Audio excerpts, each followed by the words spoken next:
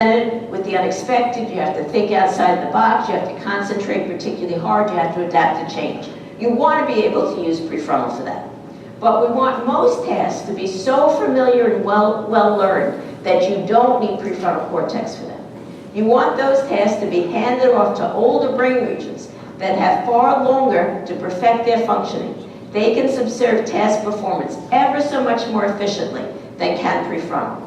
A child may know intellectually at the level of prefrontal that he shouldn't hit another.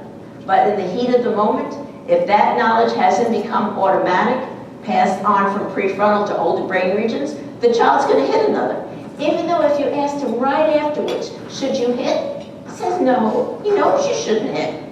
But it's the difference between knowing it at an intellectual level, at the level of prefrontal, and having it be second nature or automatic.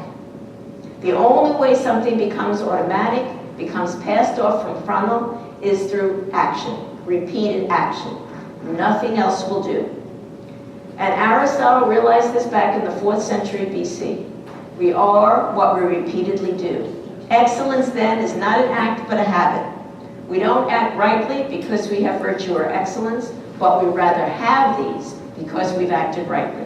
These virtues are formed in a person by doing the actions. We are what we repeatedly do. How can someone practice a skill he or she is not yet capable of performing on their own? And the answer is scaffolds. Scaffolds enable children to practice skills that they wouldn't otherwise be able to practice. So here's an example of a dad scaffolding his daughter over to walk across a log high above the river. Without dad holding on, she wouldn't be able to do it. But with dad holding on, she herself is walking across the log. He's scaffolding her to be able to do it. Here's an example from Tools of the Mind. These kids are 4 or 5, and everybody's been told to get a picture book. Then get in a pair with another child and take turns telling the story that goes with the pictures in your book. Well, everybody's all excited to tell their story, and nobody wants to be the listener.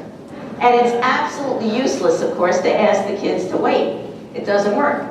So what they did in Tools is to give one child a picture of an ear and to explain that ears don't talk, ears listen. And with that simple, concrete reminder, the child listens. Without it, she wouldn't be able to. And after a few months, they don't need it anymore because the kids have internalized them. The importance of action for learning, learning through doing at any age, but especially for little kids. We evolved to be able to learn to help us act, to help us do what we need to do. We never evolved to learn for learning's sake, just in the abstract. We learn to help us do better in work, in life, in the world. You learn something when you need it, for something that you want to do. So who's going to learn the route better, the driver or the passenger in the car? We all know the answer, and we all know why.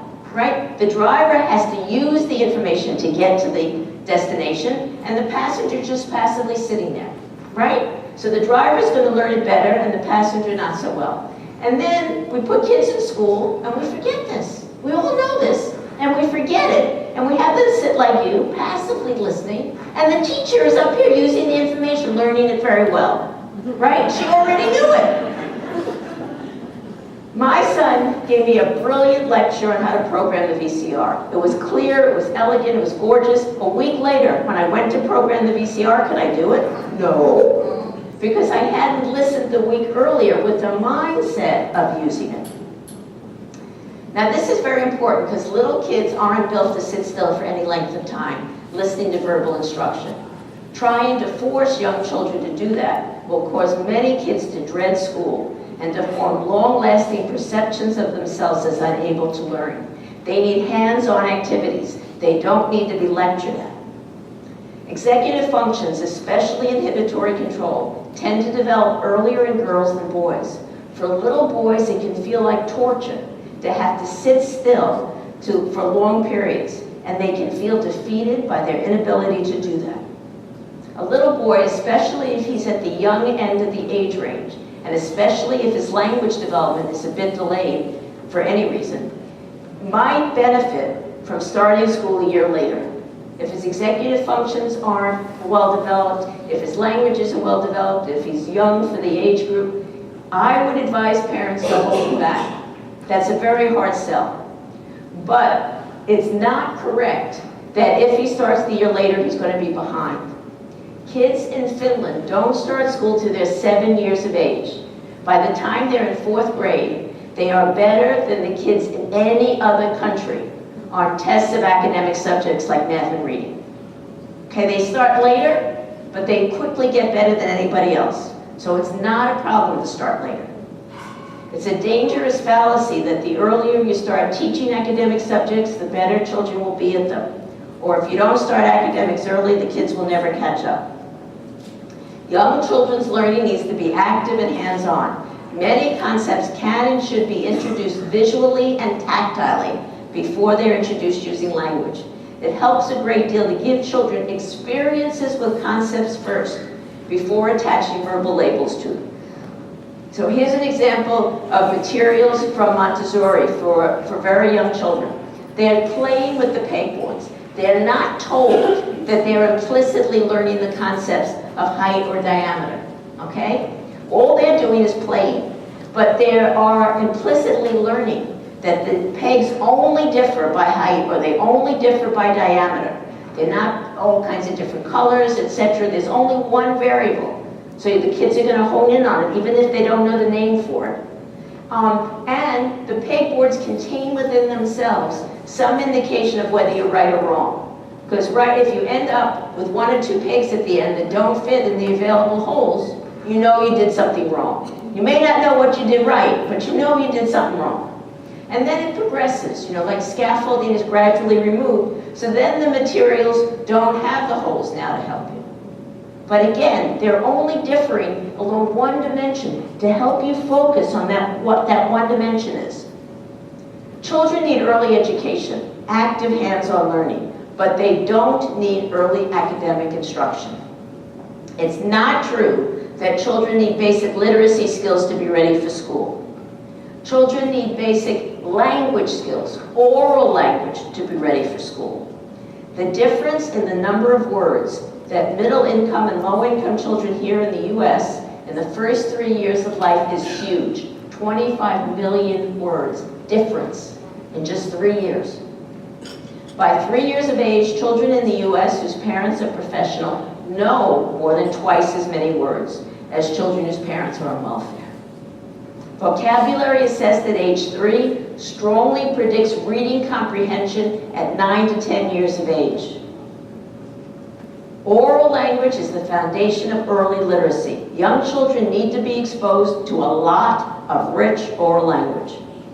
Over the course of evolution, our brains became adapted to acquire oral language. We're biologically predisposed to acquire early language. But reading's too new. We have no biological predisposition for that. Now, for some kids, learning to read is going to come easy at an early age. But critically, for other kids, it's beyond their ability at a young age because we're not biologically predisposed for that. And we don't want kids to feel that they're failures.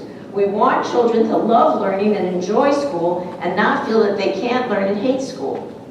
So children drilled in reading in kindergarten will test better on reading at the end of kindergarten than children steeped in oral language in kindergarten, right? That's obvious. If I teach you to read in kindergarten and I give you a test of reading at the end of kindergarten, you're going to do better than you who I only talked to and I never taught you to read. That's obvious. But by the end of 2nd grade, I predict that those steeped in oral language in kindergarten will probably be the better readers. Very often what produces the best short-term outcomes is different from what produces the best long-term outcomes. Okay, another time for a break. Questions, comments? Yes? Would you include reading to your child as part of that oral language process as opposed to just like as a way to increase their vocabulary? Yes, but what increases the vocabulary best is the conversation that occurs in the course of reading, even more than just the reading itself. Anybody else? Yes? First, I want to say thank you. I'm a big fan of yours. I love how you blend the science and the real practical stuff with people, so thank you. And I also wanted to share a really excellent resource of what you're reading. It comes up a lot. And it's a website called the Heart Mind Online. And it is a website filled with resources for both parents as well as service providers and educators that's all based on science and related to social emotional development. So if you haven't heard of that, check it out. Heart Mind. It's a joint effort by the Dalai Lama Center and HELP. Together they did this. Yes? I think it's so important too that we recognize that we are modifiable. Like I think that when I was saying with Warstein and to understand the work that I have worked with Aboriginal communities specifically, but we're going to really just very involved with that. And just understanding too that this oral language is intentional and it can start really development. And the other thing I want to say about oral language is kids emergencies Yes? Yeah. as well. Yeah. And I'm going to come back to the modifiable point. Okay, I'm going to go on. Prefrontal cortex is the Yeah, new... well, maybe if we just all stand up for a second. Sure. Just for a moment. We can shake our shakers if we get some noise. Just to get ourselves together.